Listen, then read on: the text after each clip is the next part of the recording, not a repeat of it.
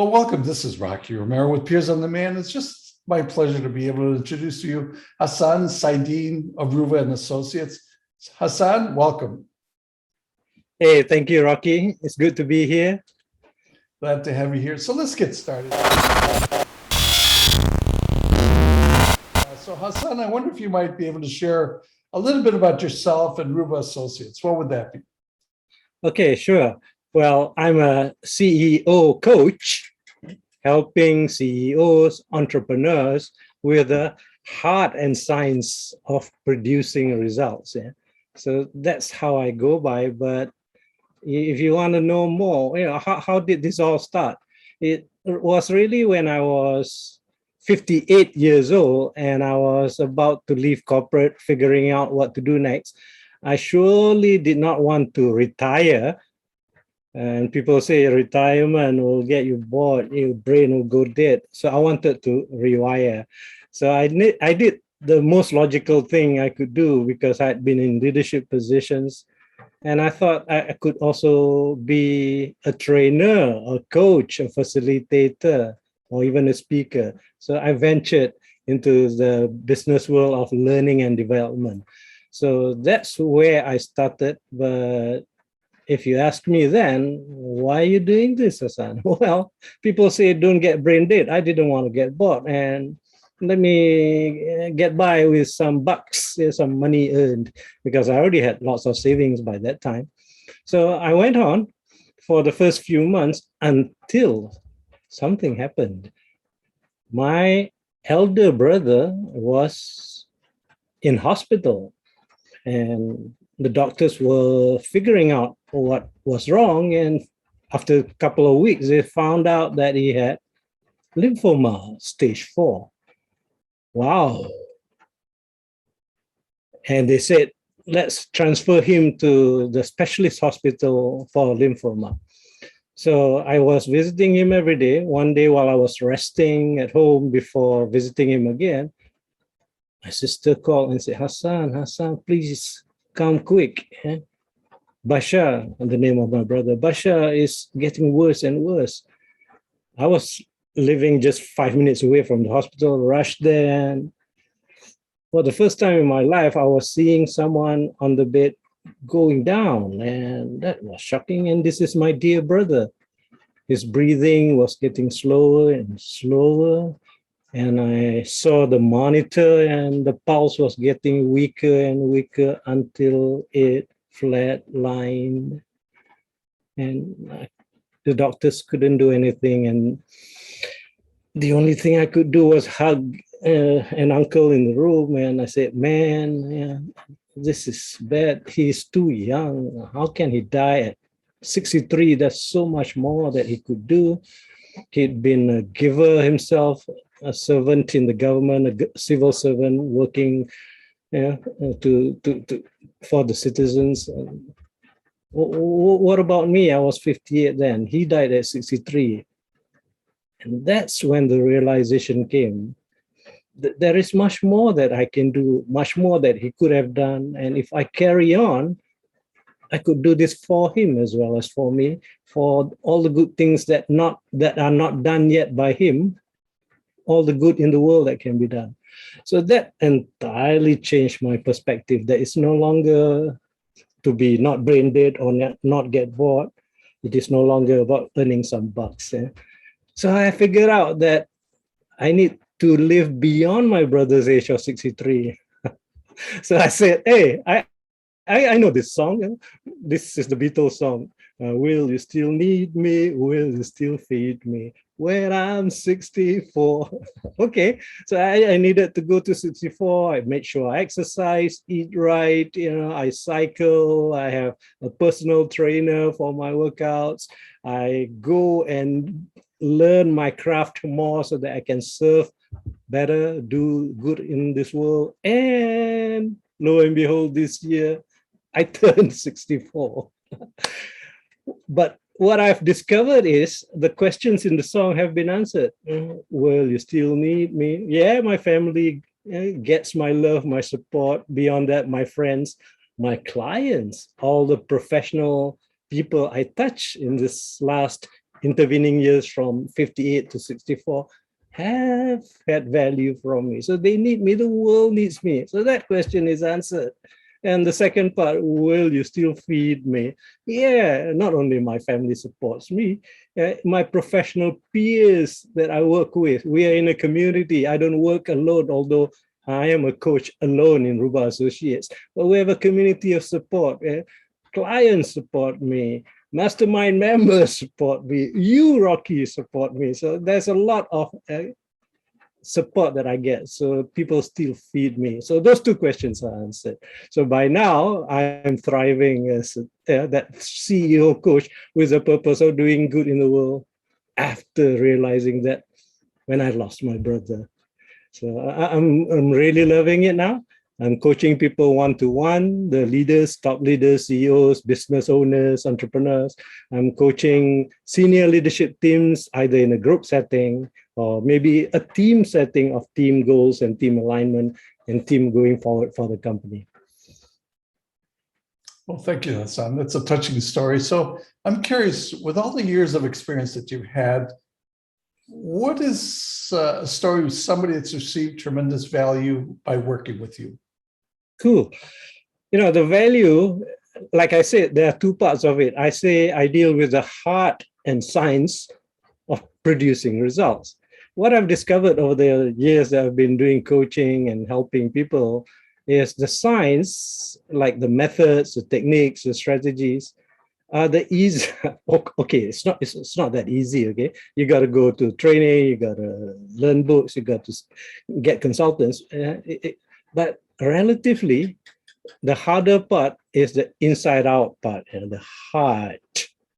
So the most success I get is from both science and art and heart. But here's an example. A CEO I was coaching was doing good business in the millions on the way to IPO, but he was feeling tired. He was working late hours. So the science of it could be things like, hey, how do you delegate? So you coach him. I coached him along the way of progressing on how to delegate better, how to have better systems and whatnot. But when I coached him further, what came out of him was, why was he doing all this? And he found his answer to be the word trust. And I don't mean trusting someone here. He had this concept of, I am entrusted to be the leader. Although I'm also the business owner, I am entrusted to take care of the people, to take care of the clients, and I'm entrusted by my family for the well-being of the family. So that word trust, being entrusted, was big for him. That after that, the science became easy. You know, he could do his morning workouts more diligently. He could delegate better. And the last I checked, he, in this pandemic period, from the segment that he wanted to move away from, the pandemic has him getting even more business in the segment that he wanted to move away from. So that's a good turn of events, I thought. And I have a second example, Rocky, if you allow me. And this one could sound trivial and strange, but this CEO calls himself a lazy coach. Why? Hasan, I've got it all made. Why do I need to go to office? I get bored. Because his business is thriving, he got bored. And then the strangest discovery that he had for himself was, see if you can figure this out, he's jogging. Why? Because he discovered that it is his ritual of jogging that is actually his meditation. So he didn't realize this until we talked and coaching questions were given. And that became the central ritual in his life from then on. That although it's only a 2-kilometer jog, it is his being present with himself. It is him being relaxed from the baby, the things that are going on in the office. it is his sacred moment of the day that even during the pandemic, he would risk when the police did not allow jogging in his residential area, he would risk doing it anyway because he say, I don't want to buy a treadmill. It's different. So his jogging outdoors is his sacred moment of every day that makes him clear. And then he was no longer a lazy coach. The last I checked, he is hiring people, more and more people now because his business is growing. So I love that part about helping people, especially the inside out part. Absolutely. And that comes across, Hasan. So I'm curious, who would be an ideal contact or connection for you? Contacts and connections. Definitely people who share my same values.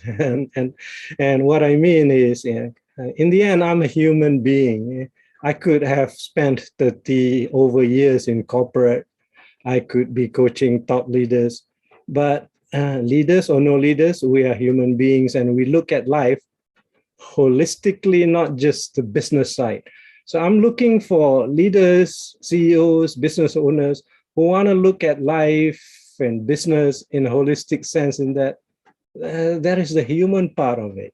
That they're not hiring me just to be like a consultant who is good at, blue ocean strategy or whatever methodologies that have come up, because that part, it's not for me to have all expertise anyway. They know how to get the resources, but it's getting them connected back to themselves. So I'm looking for leaders who can flourish because they want to be a real human being. Some of those leaders wanted to connect with you. What's the best way to reach you or connect with you?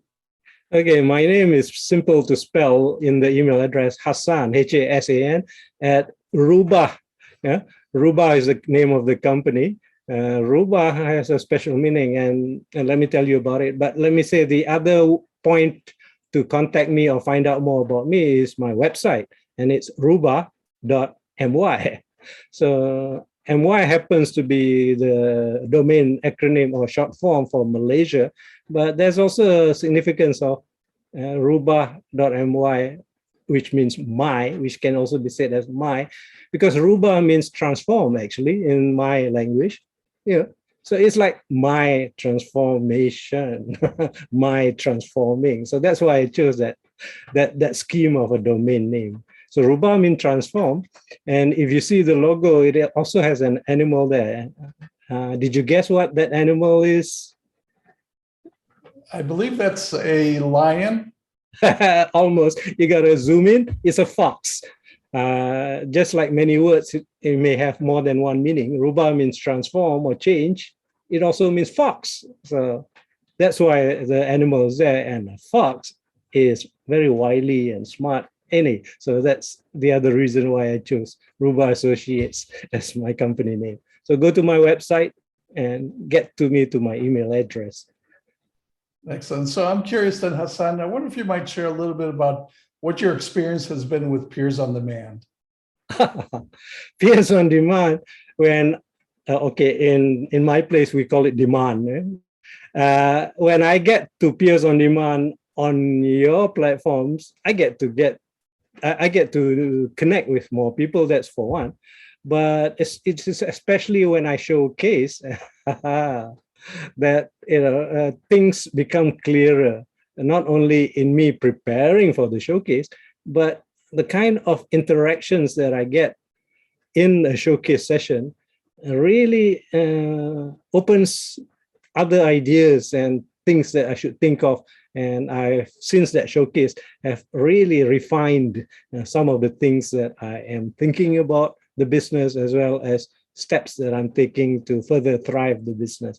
So that's Peers on Demand, sitting in the platform that you've been running, Rocky. And I thank you for that.